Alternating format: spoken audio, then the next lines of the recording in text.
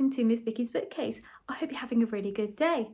Now today I thought I'd try something a little different, and usually you see from me podcasts that I've been placing on other platforms and reading journal spreads, and that is something I do quite a lot of, but the vast majority of how I keep track of my reading actually is used in a different way.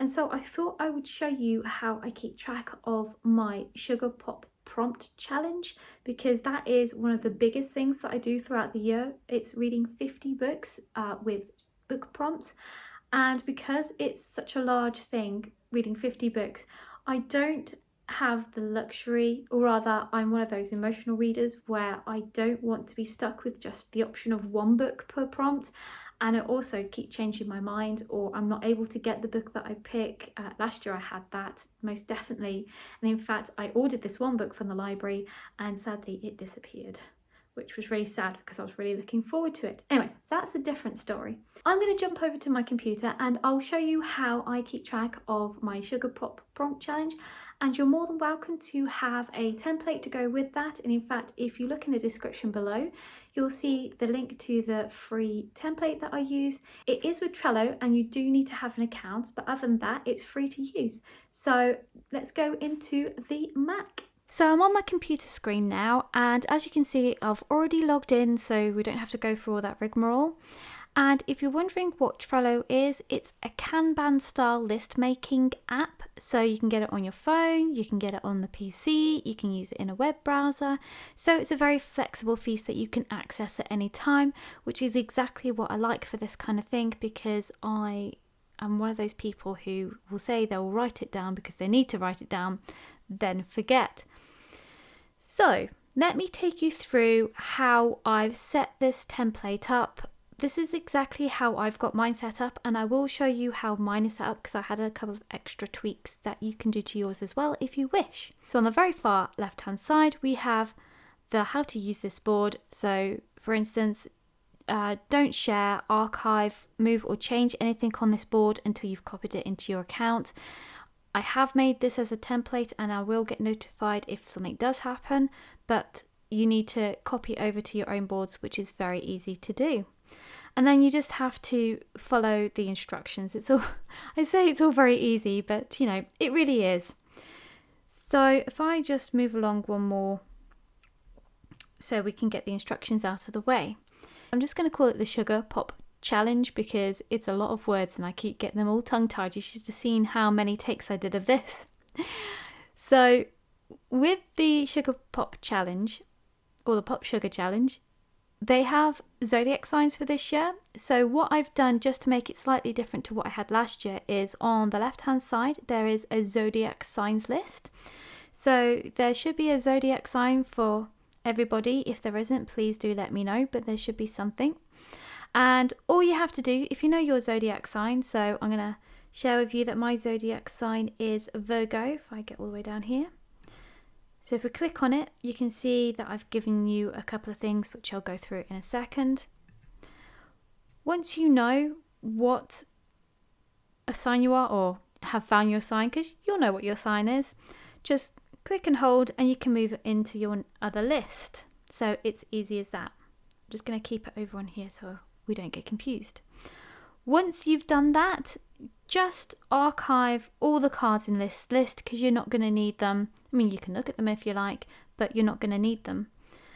The other thing to mention with the zodiac sign card is that it is laid out slightly different to the other cards. And this is because for the zodiac sign prompt, you need to read an author that was born in the same zodiac sign as you. And to give you a head start, I've actually written in some authors that were born in the same month. So for instance, in Virgo, it's people like Roald Dahl, Agatha Christie, Stephen King, Andy Griffiths, Jenna David, and George R.R. Martin, which is quite exciting.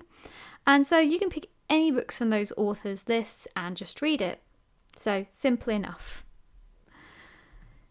Now, the cards in the next section are all the prompts other than, of course, the zodiac sign, which is on the left. So I've hopefully kept it very simple in how you use it. So I'll show you what an example card looks like first, and then I'll show you how I've used it. Feel free to change it up how you do it, or if you want to do it in a different way, it's absolutely no problem. This is just a starting point for yourself. You can use this kind of idea for any other challenge you take up. So if you're taking another year-long challenge, you can change out and do that. You can also use it for readathons, so you can keep track of the books you want to order. More often than not, readathons do give you enough advance notice that you can do that. Sometimes they don't, so it makes it a little bit difficult, but you can still work your way in with it. So if we look at a card, we'll look at the Dark Academa book, and cards will come exactly as you see it. So you'll have a cover on the top, which you can change. If you click on cover, you can change it to whatever you like. If I click on that in a second, you'll see that you can change it from a full cover to a banner. You can also change it from a dark to a white. Have colours. You can even upload your own cover image or use Unsplash to change it, and do feel free to change it. I did try and pick pictures that I know would be associated with it, but some of them are a bit weird, so feel free to change it out to your own aesthetics. The other thing I've done is, if the sugar pop prompt isn't very explicit about what it is, or if it's one where you're not quite understanding what it is, so like this is a really good example with the Dark Academa book, I've actually written a description in the description, so to speak. And of course, Wikipedia tells us that Dark Academa is an aesthetic centered on higher education, writing, the arts, classic Greek and Gothic architecture, as well as romantic longing and death. How very charming. So if you see one with that, you'll know at least what it's about, because there's one called Afrofuturism, and I have no idea what that was. I had to Google that one because I'd never heard of it. Ironically, I had actually read a book from that kind of genre, but still. Moving on, also attached to each card is a book list. So this will link you straight to the list on Goodreads, which the Sugar Pop people have created, and they're really good lists, especially if you have never read anything from that list. Especially if you've never read anything from that list, it makes it super easy to be able to pick something from there, or to have a starting off point, because sometimes you just need some inspiration. Now, the way I work with mine is I usually create a book list, which is what is here on the next part of the card. So let's just say I did Blood and Bone, and or maybe the Vampire Academy. Oh yes, there you go. Can't spell for toffee. Once I've written all the different books I could consider for this, I then make a decision as to what I want. So in this instance, I'm going to go with Blood and Bone.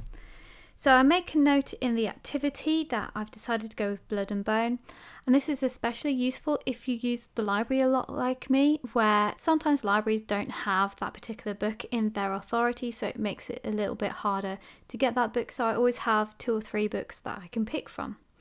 Now with Blood and Bone, I've now picked it, so if we come out of this now, I will show you the cards, and then I'll show you the process that I do.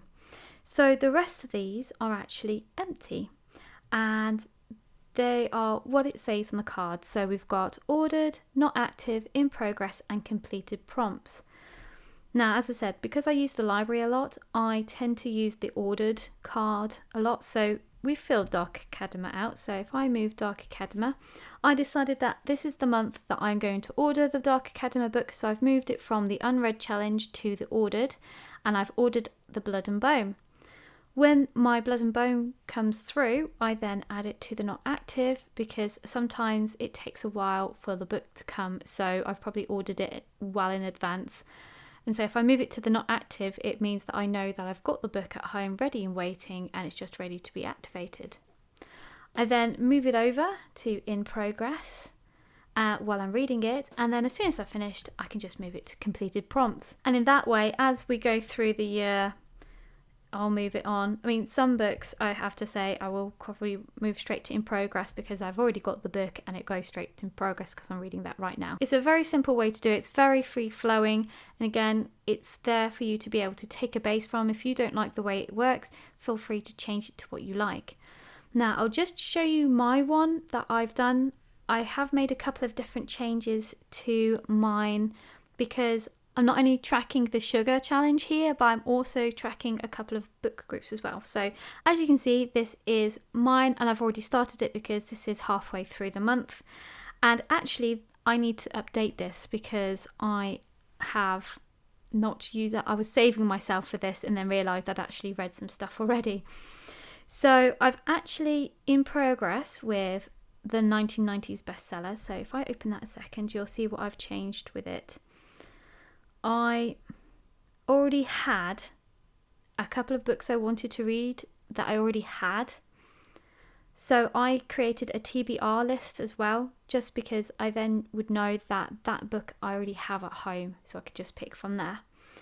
Here I decided that I'd go with the Assassin's Apprentice, so I've written in Assassin's Apprentice, and then that's ready to go. And of course, I've already moved it to in progress because that's what I'm actually reading right at this second. As you can see, sometimes I don't always use all of the cards. It's only when I have a big amount of books that I know are coming in, or it gets a bit more free flowing. It does sometimes. I was very naughty actually. I haven't been bothering to do anything recently, but this one I can do now. So this one's actually completed because I have read Serial Killers, and I have also... this is a good example as to when I've done both. So I've got a book list of all the different ones I wanted to read just in case, and I also had a TBR one which was a potential, but I decided to go with Tilly and the Lost Fairy Tales. And actually I've also read that. It was really good, by the way. If you want a really good middle grade that reminds you of the Page Master, if you remember that, definitely go with Tilly. Pages & Co. Wonderful. And I have also finished a book about art or artist. I chose, as you can see, my list is very big here, but I chose Understanding Comics, which was a Christmas present. Also a really good read. Really enjoyed learning about the history of comics. That was also a good one. So as you can see, it works fairly fine, and in fact I can put this one into not active because I have got the audiobook because that's what I'm listening to, and I can put it into not active, ready to go into progress when I've decided to listen to the book. Now, as you can probably tell, there are some extra bits floating around on my screen, and that's because I'm also tracking some book groups I'm doing as well. So I'll just move this over a little bit so you can see. I am tracking, it looks like a lot, but it really isn't, because some are being read over a year, some I'm not even taking part with, some I'm undecided. So I've got 4 different book groups that I can pick from because I'm very indecisive, but the process, or rather the principle, is the same. So for me, I've done it by month, so each month I will have written all the different books that I know are in the book club, and admittedly you'll already see that some have already been moved over because I have them and I'm about to read them. Like Legendborn, that was on offer, which was really good. So I already have it and it's sitting in the not active section waiting to be read. I will also mention the fact that you can see colours on these. I haven't given these covers, and that's been deliberate on my part so I can differentiate them from the Sugar Pop Challenge. But if I go into, say, the Bone Ships, so with Trello, you can actually put labels on. So if I click on labels, you'll have all these different ones that I've written. Some of them I don't use, some of them I do. And so you know that mine have good to read and I can get it from the library on the Bone Ships, which is quite exciting because it sounds very interesting. And I've given a description of what it's about, and I've also linked it to my Goodreads. I felt very virtuous when I did that, and I did that for all of them, mostly because I know I'm not going to do it further on in the year. But if I'm feeling undecided about the book, so like for instance Kingdom of Souls, I feel undecided about it, but I can get it from the library, which means that if I wanted to, I could just grab it from the library, and then if I didn't really like it, I could just give it up, so to speak. So I hope that kind of makes sense. And with the book club books as well, I do it exactly like I do with the Sugar Pop Challenge. I just move them. So for instance, I went and ordered the bone chips for March. I'll put it in my ordered, and then when I receive it, of course, I just move it to active, and then so on and so on until I've finished it. Now, with the book club ones, I don't necessarily have to put it in the completed prompts because that's specifically for the Sugar Pop Challenge. I could instead just archive it, which just means that there's one less thing to deal with, or I could keep it if I wanted to make notes on it. I hope that makes sense as to what I'm doing with my board.